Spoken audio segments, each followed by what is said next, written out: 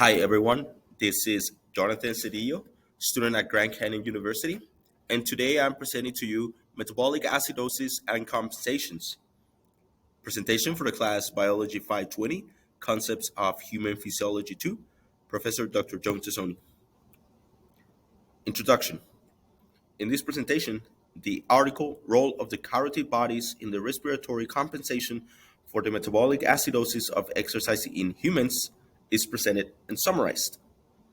At the beginning of metabolic acidosis in individuals, the high levels of hydrogen ions in the blood due to the decrease in arterial pH is a factor dependent of compensatory hyperventilation.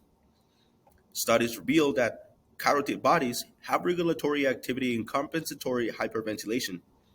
After the beginning of intense workout, subjects of experimentation that had both carotid bodies surgically resected upregulated ventilation in a lower rate along the worked out activity compared to normal individuals with the same amount of exercise as showed by the comparable downregulation in arterial bicarbonate concentration.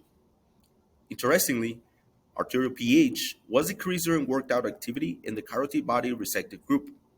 In addition, at a mid-level worked out in normal individuals, factors that upregulate the amount of carotid body contribution to ventilatory drive, such as arterial hypoxemia or metabolic acidemia, decrease the time constant for the ventilatory response to square wave exercise. Also, these factors including metabolic alkalemia and intravenously administered dopamine showed a decrease in the ventilatory activity. Authors of the article studied the different carotid body chemosensitivity to determine which one controls the downregulation of arterial pH, in return to metabolic acidosis in normal individuals. Further, scholars use a procedure during exercise in which allow the production of an increase of a desired arterial lactate and decrease in bicarbonate, together with an intrusion of normoxic, hypoxic, and hyperoxic inspirates to diverge the carotid body ventilation loop again.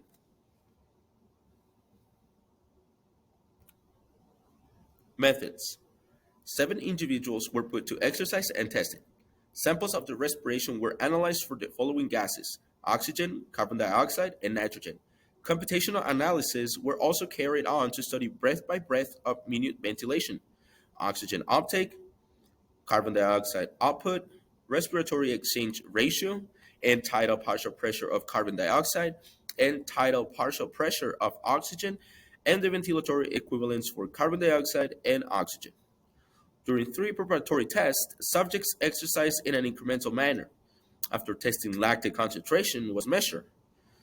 Prior testing, subjects were able to have a normal breakfast except for the consumption of caffeine-containing elements.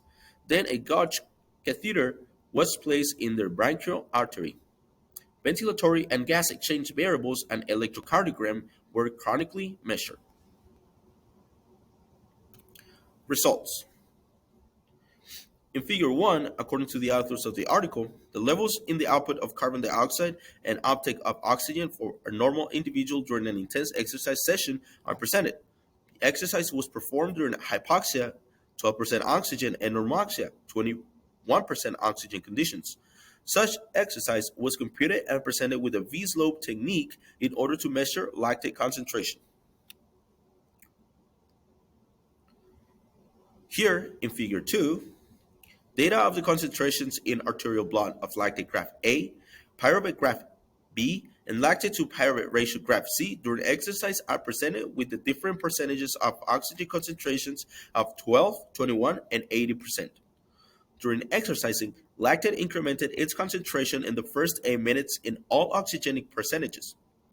After the upregulation of lactate during hyperoxic conditions, that is 80% oxygen, lactate was downregulated, but it gradually went back to normal levels after 16 minutes of exercise. Arterial pyruvate levels upregulated in concentration after supra-threshold work. However, its upregulation was slower than that of lactate and did not arrive to a constant value until after 12 minutes. Interestingly, the lactate-pyruvate ratio had a compelling upregulation after 4 minutes of exercise. Later, this ratio was downregulated to a constant value which was higher than the control value. This especially suggested the overrunning of the hyperoxia condition with lactate to pyruvate ratio before downregulation. Figure 3 represents the feedback in arterial hydrogen potential and normal bicarbonate to supra threshold during exercise at the three different oxygen inputs of 12, 21, and 80%. The largest modification in the arterial partial pressure of carbon dioxide and arterial pH was under an input of 80% of oxygen, and the smallest change was under 12% oxygenic conditions. However, scholars did not observe a compelling modification in the lactic concentration or bicarbonate in blood. After changes in oxygen percentage, arterial pH went back to stabilize at the same values of the control due to a downregulation of arterial partial pressure of carbon dioxide. This event happened for all oxygenic conditions, even though the arterial partial pressure of carbon dioxide was normally graded at 80% of oxygen. In consequence, the arterial pH was lower at 80% of oxygen concentration. Nonetheless, a significant change in the arterial partial pressure of carbon dioxide along exercise conditions was gradually larger at higher oxygenic environments. The end of the exercise decrease in arterial partial pressure of carbon dioxide during hypoxemia conditions. On the other hand, during hyperoxia conditions, the end of the exercise arterial partial pressure of carbon dioxide did not show a compelling difference during exercise, regardless its downregulation from its transient increase.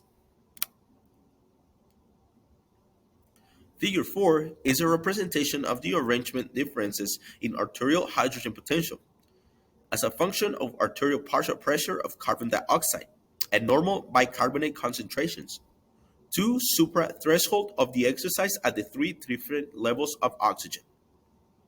At every rate of oxygen intake, compelling data show that hyperoxia upregulated the temporary downregulation in the arterial pH, but hypoxic conditions significantly stopped the decrease. In a like manner, the temporary hypercapnia demonstrated in arterial partial pressure of carbon dioxide and end tidal of carbon dioxide was detectably larger under hyperoxia and decreased with hypoxic conditions. Authors of the article claim that it is likely that these differences reflect the suppression of carotid body chemosensitivity with hyperoxia and its enhancement with hypoxia.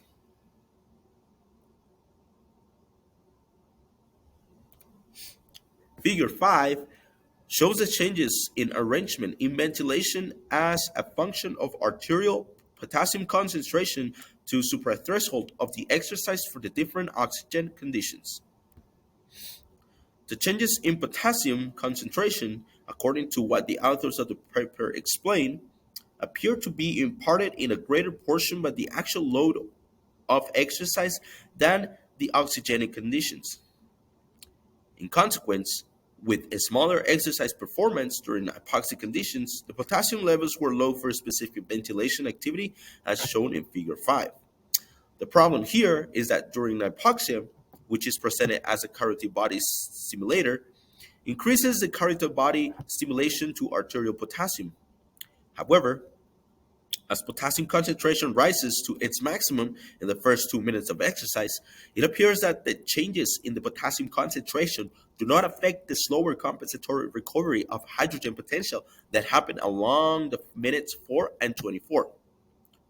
Data suggested that carotid chemosensitivity plays a compelling activity during the changes of arterial pH due to the chronic metabolic acidosis of intense workout. If acidosis extends its time of activity, central chemoreceptive mechanisms are initiated which can compensate for the extended metabolic acidosis event.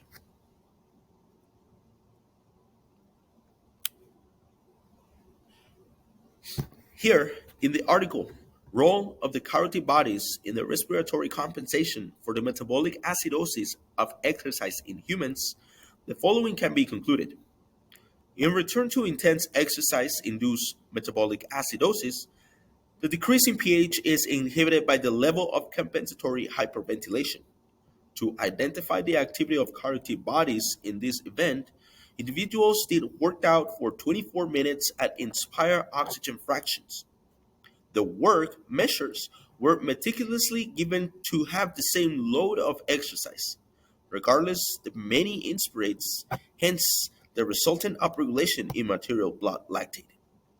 In addition, ventilatory and respiratory system gas trafficking variables were computationally analyzed breath by breath, while arterial P blood was collected at different points during the testing times to later be studied for lactate, pyruvate, arterial pH, arterial partial pressure of oxygen, arterial partial pressure of carbon dioxide, bicarbonate, and potassium. Further, authors of the article state that hypoxia significantly decreased and hyperoxia significantly increased. The gradual decline in arterial pH followed the beginning of exercise. Nonetheless, studies reveal that a slow acid-base compensatory component, regardless of suppression of carotid chemosensitivity by hyperoxia.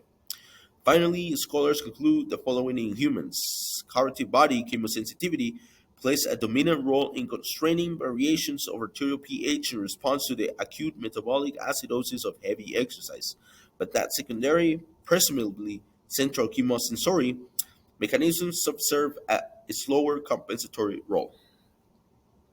Thank you for watching.